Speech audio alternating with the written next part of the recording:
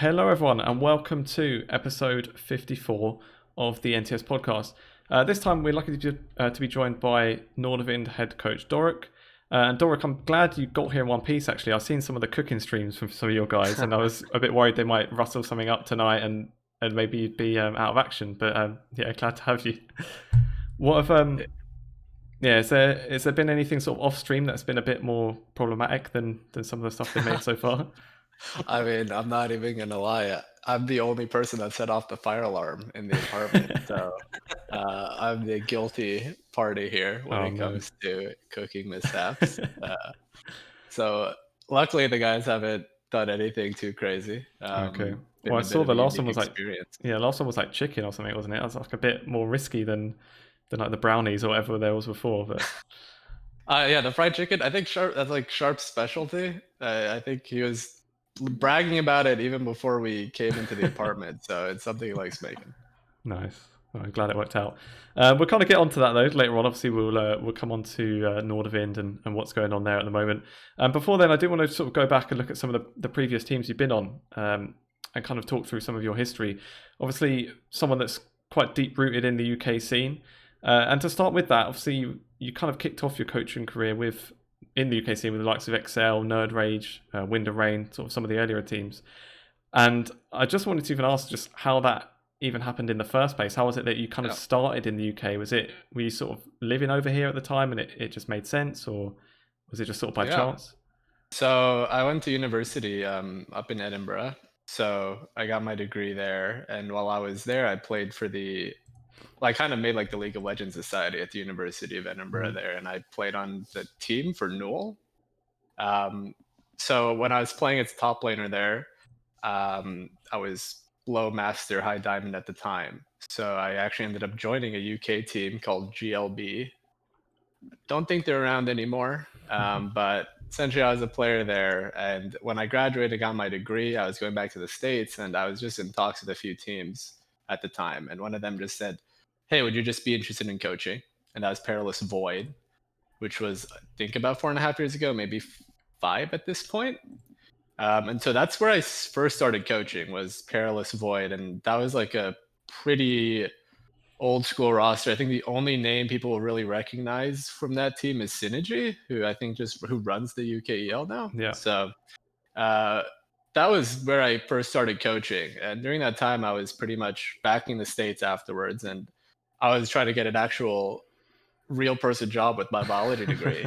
And coaching on the side, and I ended up really enjoying coaching, and I kind of just thought, let's see where this can go. So the Perilous Void roster kind of changed over time, ended up having Artorias and Prosfair from top and support, a few other players, Sankis, Vixie, Kriz, and it kind of just developed over the year where I ended up moving to XL as an assistant coach, working under Ferndog.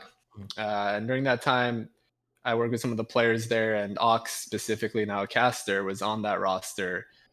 Brought in a new roster for the next season with XL, and they'd moved me up to head coach, where that was my first major success, where we won the ESL split there with that roster.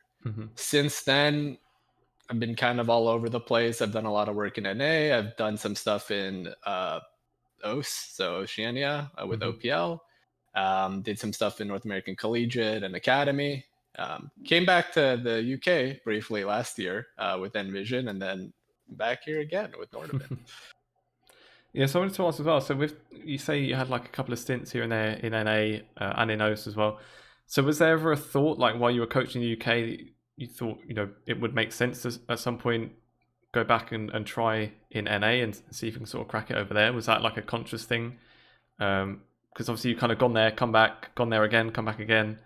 So yeah, was that something that you thought especially you wanted to try? Yeah, well, what ended up really happening was I was essentially doing 2 teams when I was working in the States, because I'd wake up at 6 a.m., do stuff in Europe, so in the UK, and then after that, we'd be done by afternoon, and then I'd work with a North American team, so an amateur team or a university team or something. And so for about 2-3 years, there was even a point where I was working 3 teams. That was like 4 or 5 hours of sleep kind of days. But I was just permanently coaching because I wanted to make it a career. So it just ended up becoming a scenario where when I finally did just get like a fully paid salaried position, I could finally commit to one region at a time. But before then, again, this was like even 3-4 years ago, the landscape was a lot different. People weren't offering salaries at all, especially to a coach. So just I would essentially, my salary was percentage of prize winnings, if anything. So it was like I needed to be working with as many teams as possible or find as many different avenue resources, like income as much as I could. So I ended up just working with multiple teams for several years. Yeah, especially like you talk about how like the landscape has like changed in esports, and 3 years ago in like especially like semi-professional, like regional leagues, like you'd see players who would be on like 4 or 5 teams just to go into tournament. And obviously it's the exact, it will probably be very similar with coaches. It's basically like how many can you do and what's the results you can get from that, instead of actually having a project to kind of build upon, which now it's more and more changing into now. Yeah, I mean, I think it's definitely the landscape shift is beneficial to coaching staff because again, you're not swapping between rosters all the time. There still is a lot of roster upheaval, especially at ERL level. But the more infrastructure there is, the more stability there is, the more value coaching comes into play, obviously, because there's less changes, there's more time you can implement coaching philosophy and different kind of systems that work off the players you've recruited or want to recruit. So it's definitely a benefit in my end for my job. Definitely the additional infrastructure comes with more regulation too, which I know some people, again, like being able to be stuck on one team because of roster locks or whatever can sometimes bite people in the ass at the RL level, but overall it's a good thing, I think. And what you said, like obviously being part of so many teams, when I was just kind of going through and sort of double checking some of those, I noticed there's like quite a lot of players even that have been on teams you've been a part of that have kind of gone on to sort of reach even LEC level. Just some of the ones that I noticed was people like Dan, Larssen, Woolite, and even more Caedrel, I think, as well. And I wonder, was there anyone like that where sort of at the time of you coaching them, you could sort of see that they were sort of destined for that kind of level? Was there anyone that sort of stood out? I mean, quite a few. Or like the ones that you listed are kind of the ones I was. So with the Wind and Rain roster with Dan and Woolite and stuff, I was mainly an analyst, so I didn't actually work too much with the players. But the Diablos roster that had Larssen and Larssen and Caedrel. This was when Caedrel first made his swap to jungle, and this was also my first time coaching like a star-studded roster because I just come off of an XL roster that had been pretty much a few up-and-coming players, no one of like insane repute. The players were great, of course, but it was just a big difference. And so I learned, it felt more like Caedrel was coaching me at times when it came to the game because I was learning a lot from just the way Caedrel interacted in the jungle, working with Larssen, working with Smiley, and the rest of the players. But that was the first time I was like, wow, this is just on another level. Working with Inax, I still think he's a great AD carry. He has spent some time in the LEC. Right now is on some of the ERL teams. And then I also especially felt it with the OPL roster, Chiefs. I think literally every one of these players except the top laner has played in LCS or is LCS Academy right now. So Raze, Destiny, and Ryoma. Every one of those guys, when I was working with that team, I was like, these guys are in a wildcard region. They could be on LCS, LEC teams. Those are like definitely the most notable like players on my end that I noticed immediately. Is there anyone else then that like since then that hasn't made that step up yet that you're maybe surprised about that hasn't? The entire Nordavind roster, right? Yeah, I mean, I love the Nordavind guys. They should all be at LEC. But I think I would say the one that surprised me the most maybe is I actually think I've worked with quite a few talented players. So it feels kind of unfair for me to kind of single one person out of all of them. But I think Shikari on the NVision team, I think the guy is academy level for sure and has the potential to be LEC, LSCS level. I'm currently taking a break off, I think, but I think that was like the player of more recent times that I think was the highest level that could work at the highest level. Yeah. And we'll kind of come on to that NVision team a bit more later, but I do actually want to even ask you specifically about Shikari because he's kind of someone that like you don't really hear much about sort of off, like, out of the game, if that makes sense. Like not much of a sort of social media presence, and like you say, especially now he's kind of taken the split off. Kind of everything's sort of gone quiet with him, but I kind of wondered what it's like actually being in the team with him. Is he sort of like that in the game? Or is his comms sort of fairly quiet? Because he just seems like someone that's just, he goes in there and can just do his job. He's someone you can always rely on. And I just kind of wondered what it's like as an actual personality as well. Yeah, personality-wise, I think every top laner this is just going to be a running thing if you work in the scene, that every top laner is an eccentric. Definitely, as a personality, he is definitely more soft-spoken and more less inclined to kind of make himself the center of attention. Definitely, again, the way he approaches the game is, I'm going to do what's best for the team. I'm going to do my job. And I think that in some ways is really good. In some ways, it's restrictive. But overall, working with him he's a very easy to work with player. In some ways, almost frustratingly so, when it can be like, all right, I want a little bit of pushback. Give me a bit of your opinion instead of saying, yes, coach, yes, coach. So overall, like I have mainly positive things to say. Like the guy's really good. And again, when he's allowed to be that kind of foundation of a team, and if he can kind of expand that level of play, I think he'd be an LEC. But for now, in terms of just actual ability, he's just a higher end, I think, ERL top laner. Definitely. Maybe if we sort of touch a bit more on that NVision roster as well, because that was obviously the last sort of UKLC split before the merger and everything, and that NVision team was one that when it first came out was like billed as like the Academy killers, and they were the ones that were going to go against XL Fnatic, and I think you did at least took a game I think off Fnatic in the end. I forget if maybe you took one off XL as well. Oh no, they didn't, because that was when obviously the split, they won every game until the last game to win the whole playoff. I think we just beat Fnatic once. Yeah. But sort of how did you guys see that split as a team? Did you still sort of see that as a success? Because it kind of felt like maybe like the first half of the split wasn't quite what we expected from NVision, and then things sort of gradually sort of kicked into gear, and then ended up obviously going to playoffs, and then basically not making it to the final of XL Fnatic, which from outsiders looking in is kind of what we would have expected anyway. But how did you kind of feel that split actually went? Well, essentially the way that roster was built was I just come out of American Collegiate. I'd quit the position, and I was just kind of wanted something a little bit more relaxed, and I wanted a roster that I just kind of could make and was a group of individuals that I knew would work together. So I kind of brought in a lot of these players and said, hey, do you guys just want to make a team? And we'll just start searching for an org. And NVision was the one that we kind of decided to go with. And there was a lot of hype behind the roster. And again, we thought we were pretty good. It's not like we made the roster just being like, oh, we're just going to be the lads, the boys, and that's it. Obviously, we're trying to be that kind of academy killer team. But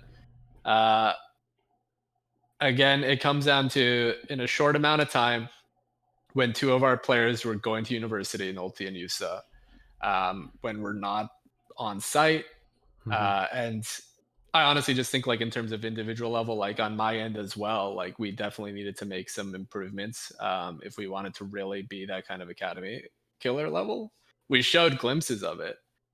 So overall, I was like satisfied with the split. Definitely a bit disappointing that the first half definitely came out, I mean, similar to this Nordavind team, not quite as cleanly as one would have hoped. But essentially, we got to the place that was the baseline expectation, which is we didn't underperform, but we didn't necessarily overperform.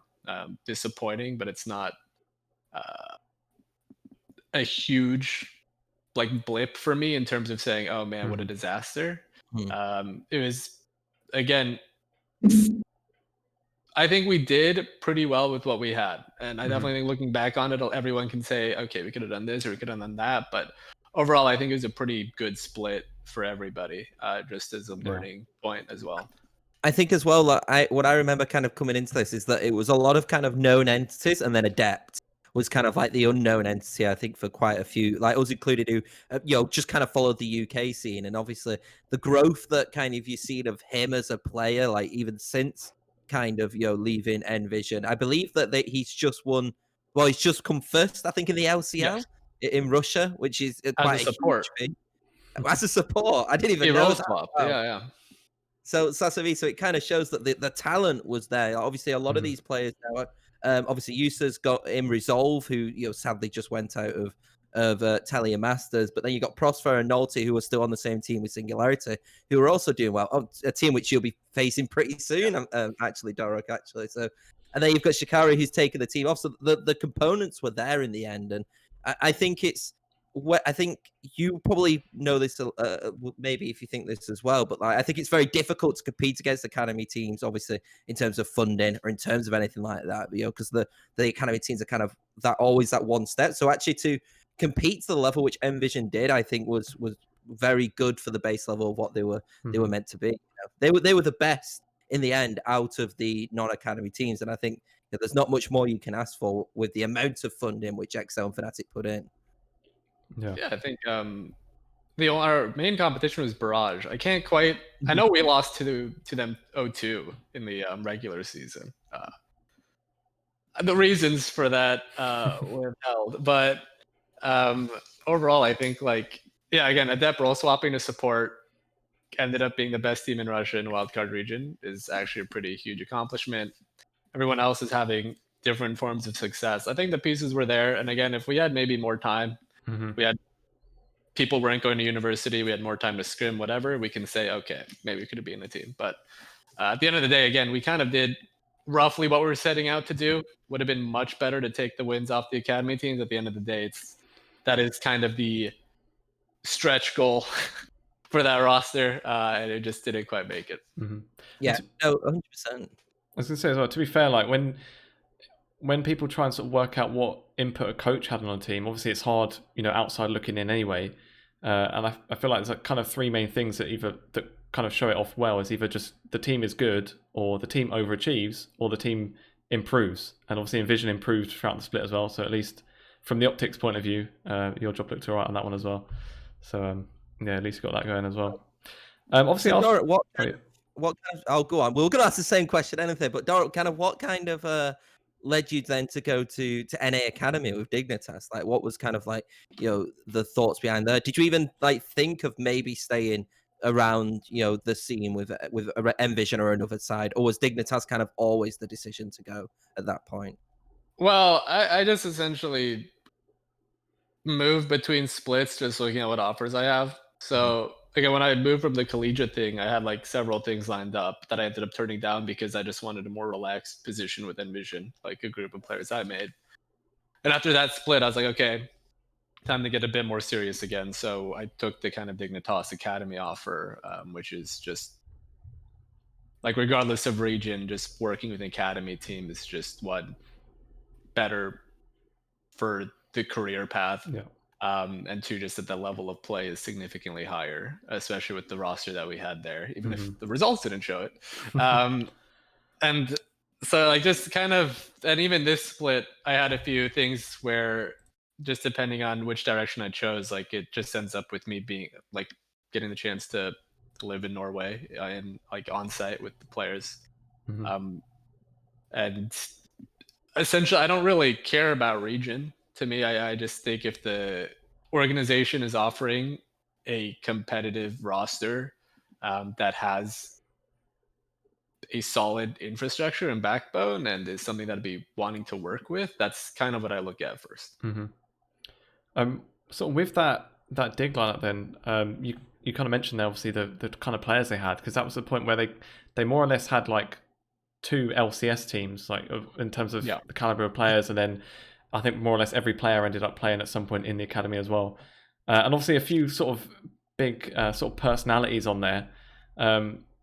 Was there anyone, and obviously the one being Dardoch is the more obvious one where people would imagine that he was kind of difficult, but what was it like in general?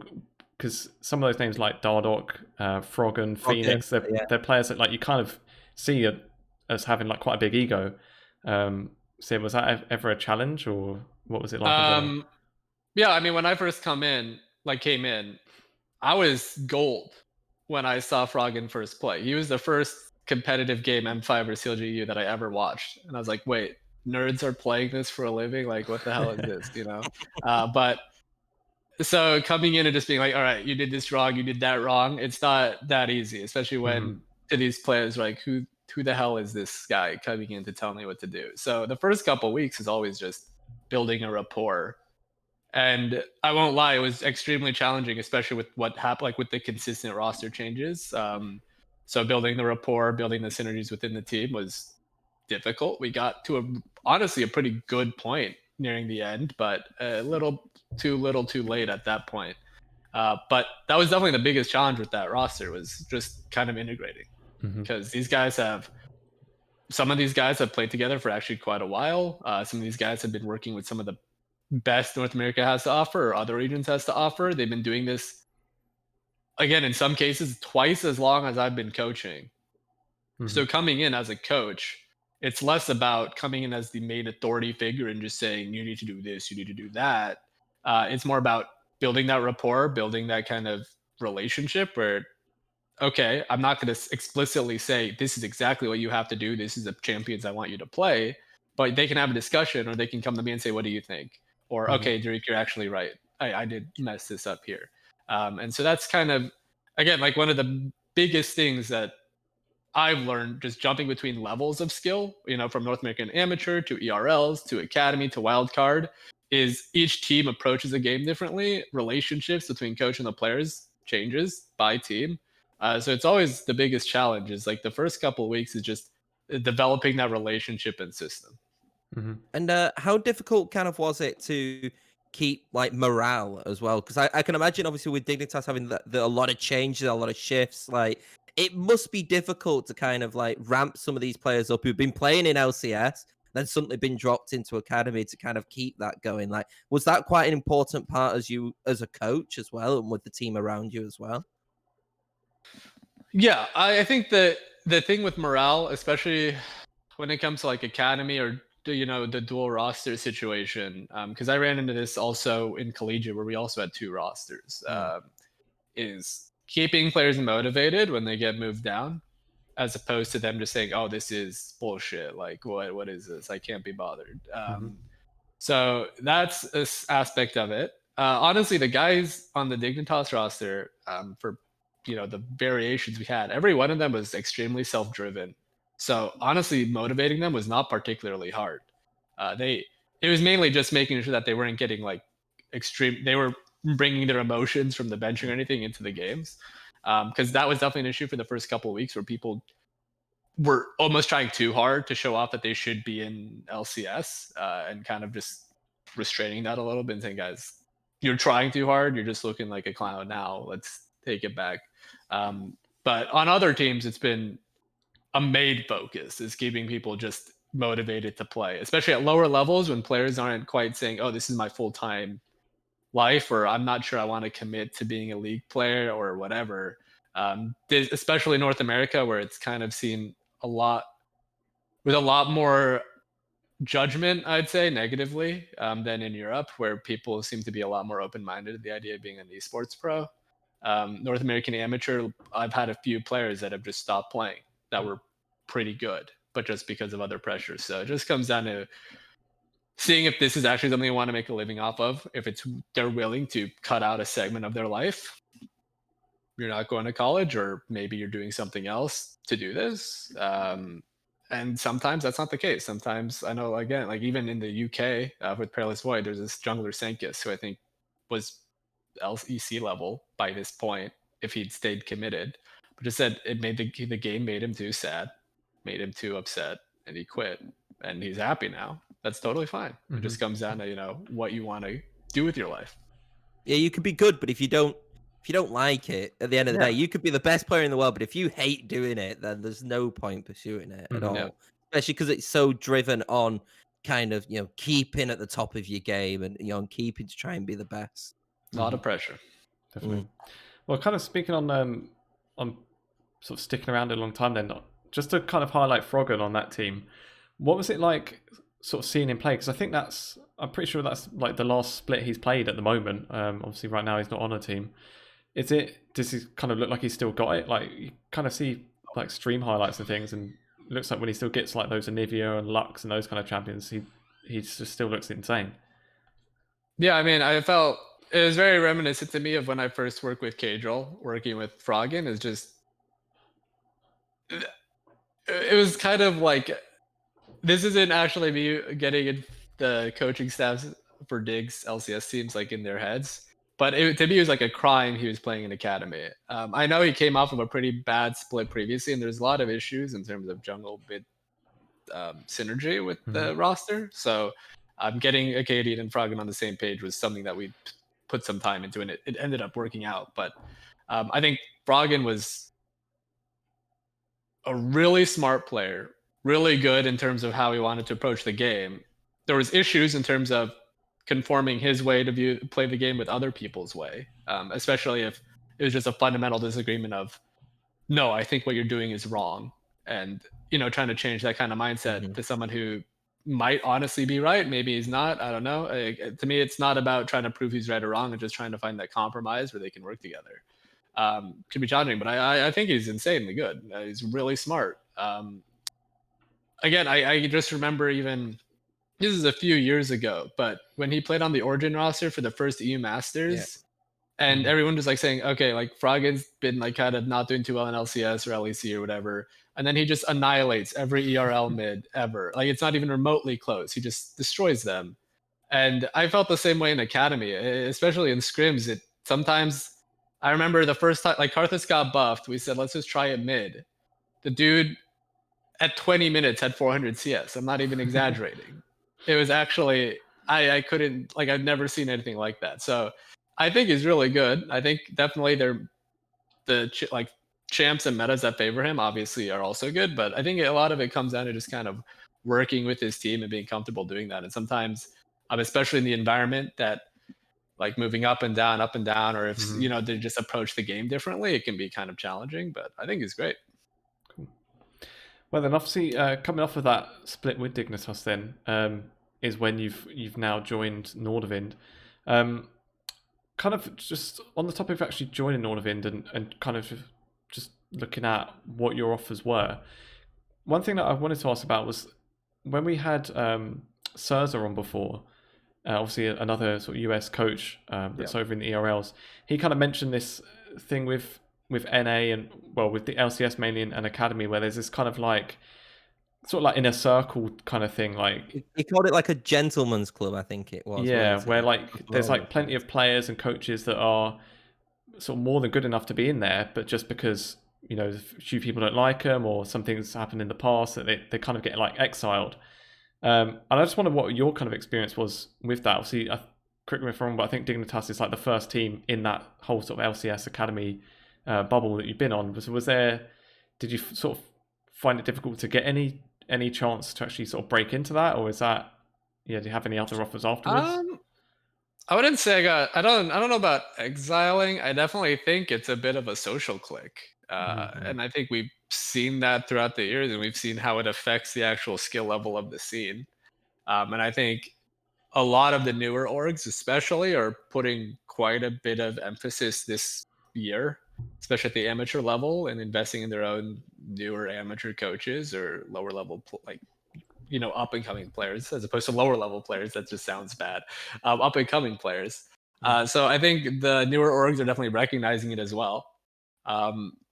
I do think to an extent with the older guard, it just comes down to, especially with a coach, when you don't actually see how they work, and a lot of it is just hearsay or a lot of interviews. It just comes down to how they think you approach the game. And I've had Academy interviews and nothing has come from them. So potentially they just don't think what I have to offer is valuable. I've had some orgs say like, hey, we think you're great, but what you're offering isn't quite exactly what you're looking for. I've never really, again, I'm not, Sirs, I think, worked in a different kind of, one was like in the first year of Academy, and I also think might have some more interactions with some of the other staff. But to me, it was just, the way I got the Dignitas thing was just what their assistant coach, Invert, just messaged me, hey, we're looking for a coach. Can you trial? They thought I was the best one of the people that they trialed, so they brought me in. And I was like, okay, that's just like any other team. So again, I do think there's a bit of a social click. People like to bring in people they know. That's pretty normal. I think as well, what's quite I think with the addition of kind of like the new, well, kind of academy system ladder, well, not academy system, the new like lower league, ladder, which is happening now, where academy teams are now not just facing other academy teams, but will be also facing other semi-professional and amateur organizations. I think that is kind of helping a lot. Like you kind of even see like the likes of like Viper, who's didn't make it into academy this season, kind of go into one of these orgs and hopefully can kind of like showcase himself a little bit more. So it keeps these players in the ecosystem. And I do think that that is like a really positive thing. And, we make the joke, and obviously Barrage haven't like done ridiculously well, but they've still got kind of a shot in like the last chance qualifiers and everything like that. But like the fact that like Barrage have managed to come in with an NA org and and still have these players and still compete kind of highlights, how, you can still do something in that ecosystem, and you can still kind of create, new players, old players, and revigorate them. Because, we've had this conversation before, like without like ERLs, there'd be some players who drop down from LEC and we'd never see them again. But now we're starting to see the re-emergence of some players come through because they've had that time to develop and work out through the other scenes. Mm-hmm. Definitely. Yeah. I think this is the best year for North American Amateur there's ever been. And I think not only is it good for older players that have dropped down to kind of reinvent themselves or prove themselves, it's also for the newer faces that compete against those players and showcase their ability. So, yeah, I mean, I think overall this is the reason I think why Europe has looked so strong in the last several years, because Riot EU invested pretty heavily in the ERL system. They put money into investing in developing these regions, especially when it comes to like Spain and France and Germany. It's not quite as great in the UK, but that's just demographic sometimes. And we had a tower format, so it was never going to go well for unfortunate format. But at the end of the day, I do think that is a huge aspect of it. Again, 2 years ago, if you go down the challenger ladder in EU, everyone's on a team, but you do that to North America, and 75% of them have never played on a team before. Some of the best players in LCS had never played an amateur. And I knew several players, even 2-3 years ago, players like Iconic and stuff, that could have been moved up if anyone cared about the amateur scene. So people are doing it now. Again, it's a little late, but at least it's better late than never. But I think this is why EU has been so successful, in my opinion, and developing constantly every year, bringing up new faces. So it's good to see. Definitely. But then, kind of going on to Nordavind itself, then, what was it like? Well, kind of how was that roster built? Did you come on board before there were any players there, or did you kind of get given a roster? What was the situation with that? I was brought in pretty much as the last piece. I think Kerberos recommended me, and they kind of brought me in to kind of just fill out the roster. They already had all the players decided. Fair enough. What was your like immediate focus then with this side? The kind of like, you just come into the job, you'd seen a few scrims, you were leading up. Like, what was kind of like your focus with this team? What did you want to kind of improve? Was there anything which you thought, oh, this needed to be worked on ASAP, we needed to get this done? Because again, a bit like NVision, it did feel a little bit like this was growth. Like it didn't start off as well, I think, as people hoped, and it steadily got better. Yeah, I mean, the way I approach the game typically leads with an early season slump with most rosters I've worked with, just because it's developing a framework within the players and me on how we want to operate, how we're approaching the game, what our kind of style or strategy is. And that takes time. Especially, we were kind of one of the latest teams to start. And I think with this roster, especially when you're bringing the coach at the last piece, it's a lot of it for me is just learning what the players are like, what they like to do. I go into individual talks with each player, and if I hear all 5 of them say, I like to play strong side, it's like, oh God, okay. Well, how do we solve this? So a lot of it is problem solving, figuring out dynamics, figuring out how we want to approach the game. And that can lead to people effectively, as we kind of break down individual people's perception of how to approach. right? Because everybody's played on different teams. They haven't played together before. They played at different levels. So one person sees the sky and they see the clouds. Another person sees blue. Someone else sees the sun. So the point is like getting everybody to hone in on the same things at the same time can lead to a lot of issues early because people kind of are relearning the game. And so that's where struggles can appear. That's not entirely it. Sometimes it's people just playing bad. Sometimes it's me drafting like a clown. It can be a lot of issues, but that's the way I kind of approach the game, is kind of relearning the game as a team, figuring out how you want to approach it. And that typically leads to that kind of like growth that people saw with both NVision and with this, just because at the RL level, a lot of players just play at different kind of skill levels. So getting everybody on the same page takes time. Yeah. One thing we kind of spoke about when the roster first got announced as well was sort of the fact that it did look like, and you kind of joked about like maybe you could end up 5 players that all want to be strong side, but not a joke. Exactly. Well, we kind of spoke about like that on paper at least the team did look so dangerous because you could see a world where you would play through any of those lanes. Like they were all lanes that looked like they could go ahead and sort of take the game. Was that something that was sort of tricky then to sort of pin down a play style of where you actually want to play through? And so was there a point you had to maybe sort of give someone the bad news that they couldn't be played through because he had to sort of focus on elsewhere? And why was it Kerberos? Because I feel he feels like a player who always just wants to be on the front foot. We've seen him in the scene before. He's been playing Nasus when he shouldn't be playing Nasus. You know what? He's nearly carried the game through it, but it's like he's always the type of player, it seems, who wants that. So I think you're right, Lee. But I'm interested to see what your answer is to this, because they all seem like carry potential players, especially a lot in the solo lanes. Yeah. So again, like everybody on this team can be played through, and it makes Sharp's job really demanding. And I think honestly, Sharp has been having a very good split, even if the team's results don't show it. He's playing off of 3 lanes that are constantly asking for him, so making the right decisions can be extremely challenging, and he's been doing a great job on it. The way we approach it with this team is that people have to just understand we can play through each one of them, and we've showed that. We've had Vayne Ba, we've had Chris is Kaisa, he gets to build collector, so he gets a lot of kills. But across the board, the Nasus games, it's just understanding when it's your turn and when it's not, when it's good in draft, when it's not, when you have to understand you're playing weak side, and just, you don't want to play weak side. No one enjoys saying, oh boy, I love losing CS while I get zoned from my tower. No one likes that, but you just have to do it. It's part of being a team. So building that trust where, example is Curb saying, okay, I'll play the tank, I'll get denied, I'll get counterpicked because I can trust bot lane to get the leading carry.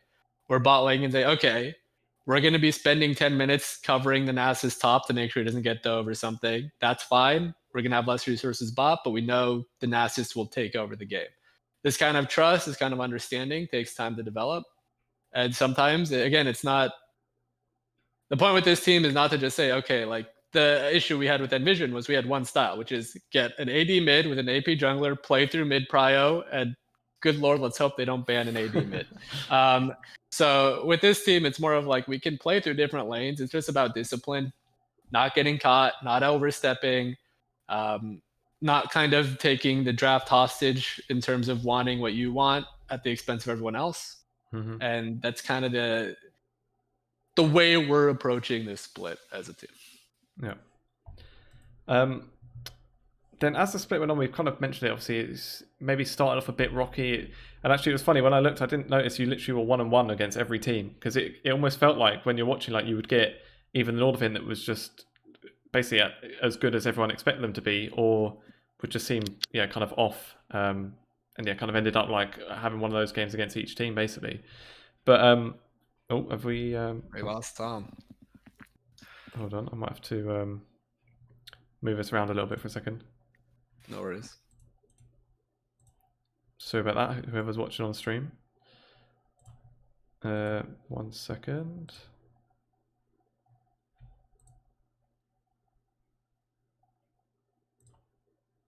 There we go. At least I can see both of us for the minute. Yeah, I was going to ask about whether you think it was quite maybe important to, or even whether it's just better to be having that kind of momentum later on. Because like we see some teams like Granite, for example, that obviously started off, and maybe obviously quite a different example because they were sort of against expectations really when they were winning at the start. But then a team like that kind of fall off towards the end of the split, still get in playoffs, but then when playoffs come around, they're kind of in a bit of a slump. And same maybe with Tricked as well, who had a similar sort of thing. But yeah, do you feel like it was quite important that you guys had that momentum as you went into playoffs and were kind of on a good stride at that point? Yeah, I think momentum and growth and just getting better kind of go hand in hand. When things start clicking, when things start working together, trust develops, experience develops, and so it just kind of snowballs on itself, positive feedback. But at the end of the day, it's just, it's always better to start off strong and keep going strong. But I'll definitely take, we're having a rocky start to kind of get a better second half. The biggest challenge is maintaining it throughout the entirety of playoffs, just because of the breaks in between games, the extended, we're moving between patches. And that's when I think it becomes hard to maintain that kind of momentum, is you're taking long breaks. We had 2 weeks essentially between playoff games. We're on a completely different patch. And that's when it's like things can become problematic, or new things come up that you hadn't thought of before, and that's where it becomes difficult. Well, one thing that kind of on the same topic as well, we had Frumi on last week, who obviously I think you guys beat in playoffs, and they came down from the upper bracket, so I think they won. Well, they kind of got in the upper bracket. I think you guys, with that tiebreaker against Tricked, meant that you went into the lower bracket against Kova first of all. Kind of just, it looked like a pretty easy win against those guys. And then you came up against Barrage, who had just been battered more or less by XL. And he kind of had the kind of theory that it was almost better to go through the lower bracket because you're sort of going in with a win, maybe with a bit more momentum, whereas coming down from the upper bracket, in Barrage's case, where they had been beaten so easily by XL, the heads had dropped at that point, and Nordavind kind of had the edge on that. So do you see that sort of event, or do you feel that kind of did work in your advantage, or would you have preferred maybe in the upper bracket anyway? I don't know. Barrage's personalities. So if they're a team that's extremely emotional and they lose games and that kind of takes them out, that would give us an edge. I personally would just like to go through the upper bracket, just because, one, you get the chance to maybe upset the Academy teams. You start off on a new patch. There's a lot of new changes. You can maybe do something. And if you lose, you're like, okay, it's the Academy team, whatever. If you're a team that like, oh man, we just beat Kova, we're top of the world, we can do anything. That's not us either. So we didn't go into it with we were going in thinking, oh god, we're the best team ever because we beat Kova. And we just played like insane. I think everyone watching, the first two games of the series between us was really bad. I think the only good game we played was the third one. The first game we threw into Barrage's hands, and Barrage just said, no, we don't want to win. Take him back. And then the second game, it looked like a few of the players on our team got PayPal'd. So it was, I don't even think either team was really happy with how that series played out. Well, I wasn't anyway. So I don't know. I think Barrage just did not look themselves. Their approach was just completely different. They were taking AP jungler with Renekton like every game. Mumus was just picking like 5th pick Sion or something. It was really odd. I didn't know. Again, there's some time between the games and playoffs. New patch, things change, players' momentum changes. So I don't know. Maybe it did, maybe it didn't. I personally would like to go through winner's bracket every time. Fair enough. Obviously, with that win, then you guys are now against Singularity, and then the winner goes against the loser, obviously, of XL or Fnatic, and then eventually a chance at the final. It's kind of tricky, I suppose, to talk about that series without you maybe giving too much away. But kind of, what are your thoughts on that? Do you see yourselves as the favourites, or do you think it could be a tight one? What are you thinking at the moment? I mean, I think both teams going into the split. Again, I'm good friends with Nolty and Prosper, Mhm. so we were just and Curb's friends with them too. So we were all talking. It's like, probably the best teams are gonna be the Academy teams. It's gonna be us and Singularity, and then the competition is gonna be Barrage and Tricked. So everything really just went like Dead the on. season Yeah. itself was really weird. The season itself, I mean, I don't have anything to say about. It was all a roller coaster, but it kind of ended the same way. I honestly think we're both pretty evenly skilled. I think both teams look, again, relatively, I think both teams looked really bad in their playoff games against Singularity against Tricked and us against Barrage. I think both teams looked like not good, to be honest. I think both teams played really below their level. So it's kind of hard to say. Again, 2 weeks have changed, patches changed. I think Singularity have some of the weirdest drafts in the entire kind of NLC. Just they like their weird support picks with Senna. Their top lane pool is all over the place. They do some weird Seraphine comps. So while we're pretty much a lot more straightforward in general, with a few picks here and there, but I think it's just going to be what happens on this 11.5 patch. A lot of teams are having a lot of hard time finding drafts that fit them. We're seeing G2 like with some weird drafts. We're seeing Schalke with some really interesting drafts. So 11.5 changed a lot. So I think the team that adapted the best to it will probably take the series. I think skill-wise, they're actually both of us are pretty similar. Yeah. I think as well, like what's very interesting about both of these teams is that it's not just like, five kind of, five players who have been in the scene a long time. There's a mixture of kind of that experience, but then also kind of like the players who are kind of still up and coming and are still developing. Like I kind of look at like Dragdar, Fury, and then on your side, I look at like Sharp and Touch, for example. Like the players who are really starting to like come into their own and develop, and then you've got these more experienced players around them. So I think it's a really good. I'm glad that we get this matchup. This is the matchup which I really wanted to see. I also wanted to see Barrage Nordavind because it's Mummers versus Kerberos, who I the two of my favorite top laners in probably the world. But like now I've got Nordavind Singularity, so it's really interesting to see kind of where both of these teams place. And I think you were right. I think you kind of looked at before this season, and we had like Barrage, you guys and Singularity kind of up there. We had Singularity a little bit lower because we were a bit unsure on like Dragdar. Well, obviously UK we rate Dragdar and everything like that. It's always weird when you see someone going from like UKEL to straight into NLC and all that. So, but that turned out obviously to work wonders, and both the teams now, despite not being like great in terms of like performance all the time, do seem to now have that synergy, and hopefully, I want to see like the best of both sides. Essentially, I don't want to kind of see one side crumble. I want to see both sides come in at the best they can. Too. I hope so too. Well, one question I wanted to ask, you mentioned like that obviously you're good friends with Nolty and Prosper, having played with them on NVision. Who's got the edge in the draft then? Is it you that you know what they want to pick, or do they know what you're going to try and pick? I don't know, honestly, because I know Nolty can only play AP champs, and then I know Tom Prosper always wants counter pick, and Prosper is just messaging me when they're just gonna ban Nocturne against us, and I don't know what we're gonna do. So I don't know who is gonna have the edge in draft. Again, 11.5 changed a lot, so we could see some really weird stuff coming out. Honestly, in a little bit of a spoiler for you guys, but I know they play a lot of weird stuff. So if they want to do Senna Poppy or the Trundle top or whatever, we can't really stop. No Senna. Don't give us Senna Poppy. I will hate it if it's Senna Poppy. I'd rather have like old school Garen Yumi than Senna Poppy. I'm not a fan. We'll see.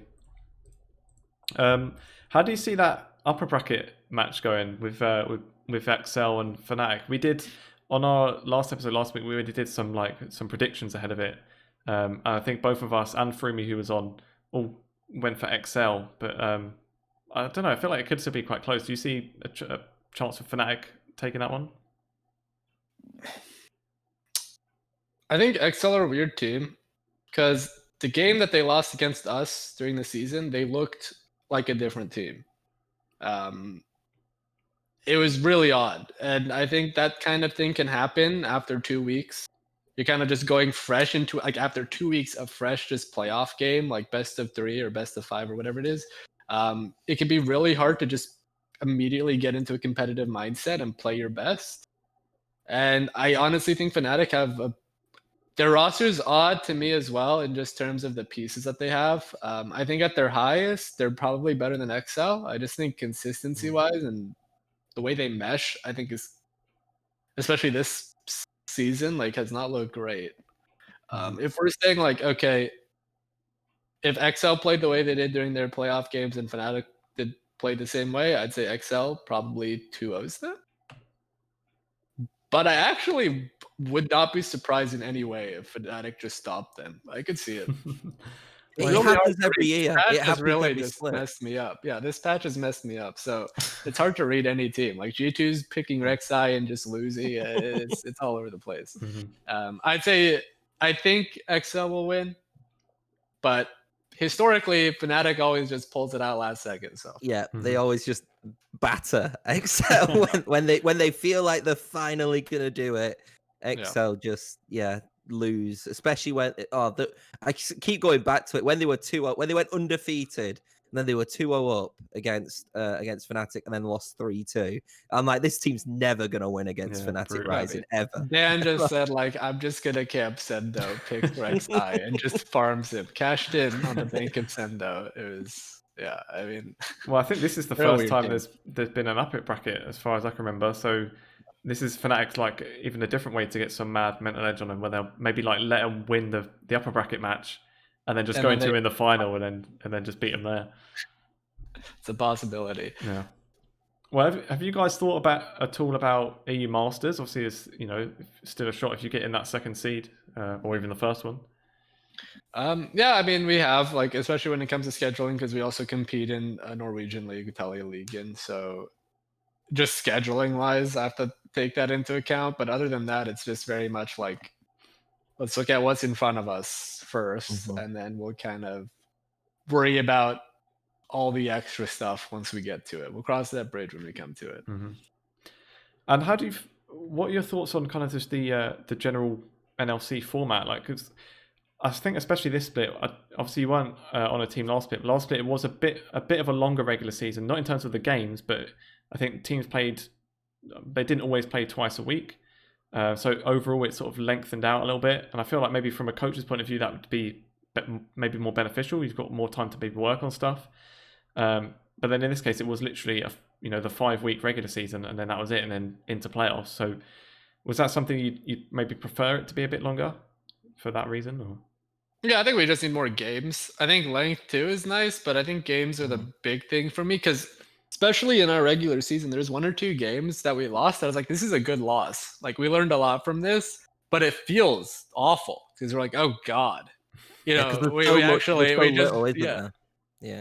we just dropped the game that in any other season, I'd just be like, okay, like this is almost every team loses a game like this when they're learning. Like, this is totally fine. Like, this is boom, boom, boom, easy fixes. But it's like, oh God, we just dropped the game. Like, we need to win this next one or it's really, hard. So that was definitely a really big issue for me in this format, is there's 10 games condensed in a really short amount of time. And then the playoffs also, I just don't understand why we have 2 weeks and then we're going to play on Wednesday, Saturday, Sunday, like potentially. Like, why is the grand final the day after, but we had a 2-week break between that and now? I don't really understand what the format is. I feel like we'd have an extra couple, even an extra month into the season, have maybe like an extra round robin or, even like 5 or 6 more games or something. And I think this feels like a regular split, but it's just a little bit on the low end. Would you think as well, like, I thought that the break in between the playoff brackets was very weird. Would you not feel like it would have been better if they had regular season, then they had kind of this break, and then it did the lower bracket, upper bracket? Because then you're at least playing the entire thing, aren't you? Yeah, I don't. Again, I feel like we lost some momentum taking 2 weeks off going into a new patch. I felt really rushed having to go through regular season to tiebreaker to playoffs. It's a bit odd. I don't get it. I don't know why we have this 2-week break now. So there's no logical sense to it in terms of a competitive standpoint. So I'm assuming it's some sort of broadcasting or some other kind of reason for it, or maybe they weren't paying attention. They actually moved some dates. I don't know, but it doesn't make sense. You got it wrong on the spreadsheet. Yeah. I'm like, oh god, we got to go with it. We got to go with it. Yeah. Well, you said about like maybe playing like the semi-finals on Saturday and the grand final on Sunday. I mean, that's an improvement on the last split where poor Riddle played the semi-final on the morning of the grand final, and then played a 3-game series, and then had to straight away go into a 5-game series against Fnatic, and then the next day Masters. 2 days, yeah, 1 day, mental. Yeah, that's it's an improvement from that. So yeah, I suppose they had like Corona as a free reason for basically every league to mess up the scheduling last split. So we'll give them a pass. But yeah, it is a bit weird. But I don't know, we've heard of maybe sort of some changes to the format next split. I don't know have you sort of thought, well, obviously you're with Nordavind right now and you say you've got like the Norwegian leagues to do as well. Is there any thought of whether to stay with them sort of going into summer, or is that kind of too far away? Yeah, I mean, the entire roster, including me, this is a year-long project. So that's kind of it's also one of the appeals for me with this org is kind of being able to develop and formulate like a system and expectations and kind of work through that in a longer term kind of framework for that you don't normally get with most DRLs, especially in NLC. So it's good to hear that it's yeah, long term.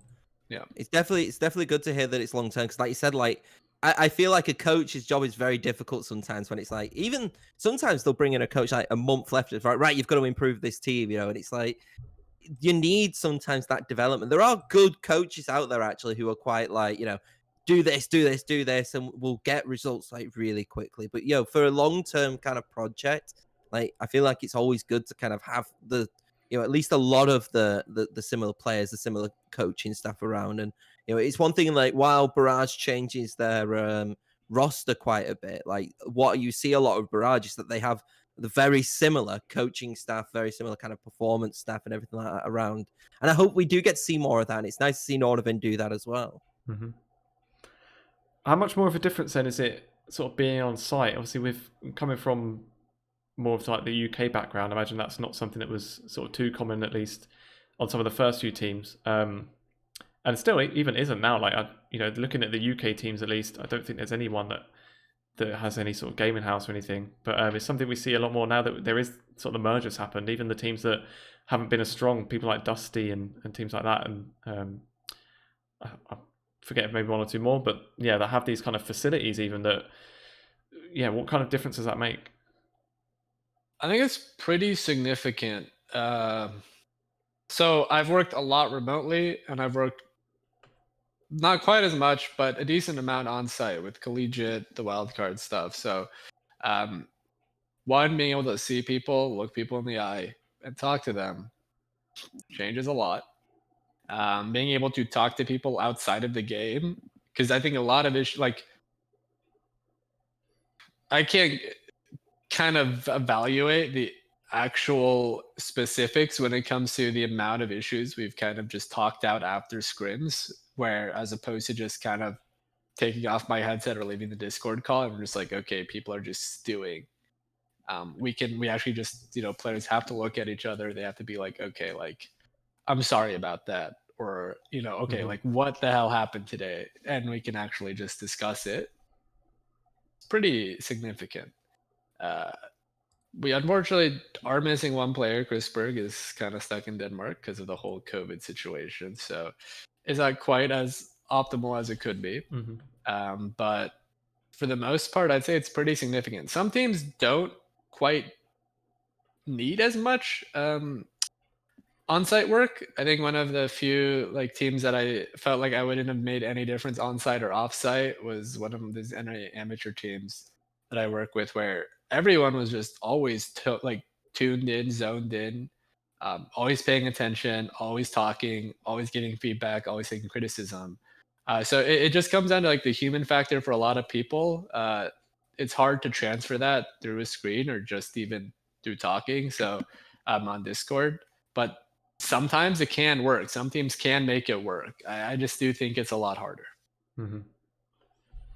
No, that's fair enough. What's it like, just kind of unrelated to the actual league aspect, but living in Norway, is there much of a chance to even go sort of sightseeing or anything in the current climate?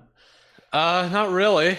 I've been kind of just waiting for the end of the season to actually do some stuff. That's something that we've been kind of planning, that once we have some more free time, Curb and I and some of the Norwegian guys are going to actually get the chance to look around Norway. Mm-hmm. Right now, it's just been like I maybe walked 30 minutes between places of the apartment to get food and get stuff. But for the most part, it's like, okay, I'm in a European city. They Mm-hmm. speak Norwegian, but their English is good, so I have no issues. Lucky. Yeah. All right, cool. With that, and to be fair, I'm more or less out of topics on mine. Tom, is there anything you had on your mind? I wanna give a bit of love to the Telia Masters. I thought I'd mention it. Galaxy Race are probably going to be in the NLC, aren't they? In next split, like they look ridiculously strong. And also, like, you know, Nordavind. Obviously, Nordavind Academy didn't make it through, but Nordavind Academy, one of the few teams to. I think I said it last week. Like one of the few teams to actually go into Telia Masters 2 times in a row, which kind of, you know, highlights how good the organization. Touch came from, I believe, Nordavind Academy, wasn't it? I think last split to into this one. So yeah, Galaxy Racer looks really good. Bit of a shame with London. And Resolve, man, they both. Yeah, I think they shit the bed. I'm not gonna lie. They looked. Resolve especially looked awful. I don't want to talk about Resolve at least. I want to just praise London for being the 2nd seed and you know, quite possibly being tied on scores and not making it through. Because I think there was like this long calculation which basically came out that despite them not being qualified, no matter what happens, that they're not getting in. I do agree with Resolve. I saw a bit of drama about the London thing, because I'm looking at it now. So I think what it was, they would like joint on wins with Absolved, but they had like this weird kind of point system where like if you won a game 2-0, it was like better than winning 2-1. And basically because London, even though London and Absolved both got 5 wins overall, London had 5 losses and Absolved only had 4, and that's kind of what got them through rather than doing a tiebreaker. I don't honestly see that that's that bad. I don't, maybe coming from like a traditional sports background, it just feels like that's like goal difference or something like that. Where it's like, essentially that's what it is. Yeah, it's like, okay, fair enough. You know, they're more or less tied and everything, but there is something where we can see Absolved hadn't, you know, were better at least. They lost 1 less game. It's obviously harsh, I can understand, but I don't think you can sort of fault the format too much. But at the end of the day, if we're going to be completely honest, we came into this thinking Absolved, Resolve. They're the 2 teams which we should be looking out for. And it could end this where Absolved and Resolve don't even make it into the playoffs into Telia Masters. And that kind of says a lot. But it also, I guess it highlights the strength. But man, Galaxy Racer, I can't wait to see them in the NLC. I think they're winning this, and I think they're beating. I think they'll be going against M&M, I believe, if they win. And I can't see M&M beating them. So yeah, I think Galaxy Racer has looked awesome, and I think it's like M&M has not looked great. I think this was. I think they're gonna get relegated against either of the. Because is it just the top team from Telia Masters plays M&M, or is it Dusty and M&M play against? So what happens is, I believe Dusty play like the 2nd place team in Telia Masters. Yeah. And I think I'll try and find the actual thing for it for the relegation, but I believe well, they've not got it up yet, but I believe that it goes like a losers bracket into it. You know, so there's like 4 teams, and then they kind of 2 teams go through in the end. But either way, like Dusty will be playing. Dusty will play the 2nd place because they won the relegation playoff, I think, between M&M and Dusty. So I just don't see M&M beating any of the sides. I think Telia Masters this split has been mega strong. And so the fact that we've seen Resolve, we've seen Nordavind, not Nordavind, we've seen Resolve, we've seen Absolved kind of fall a little bit on the wayside, kind of highlights that. Mm-hmm. Definitely. Do you reckon anyone could beat Dusty?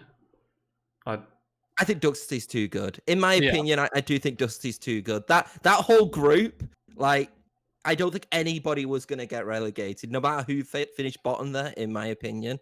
I thought it was so evenly matched in that NLC group that any of them could have gone down and, or gone into the relegation zone. I don't think they would have been in a threat. There was one clear weak side, I think, in the NLC, and it was M&M. Yeah, I think Galaxy Racer, if something happens where they get second, could actually maybe beat Dusty. But I think Dusty has to be like tilted or not practicing as much because the main season has been ended or something for that to actually happen. I think if they play at their NLC level, they'll beat any of those teams. I think like especially the fact of like not having Legions for the first week looked like that was like the biggest hindrance to their split, to be fair. Like the first week I think they went 0-2, maybe the second week as well. But after that they did kind of seem to be gradually ramping up. So if we see a Dusty that were in week 5 more or less, then I don't imagine they'd have too much trouble.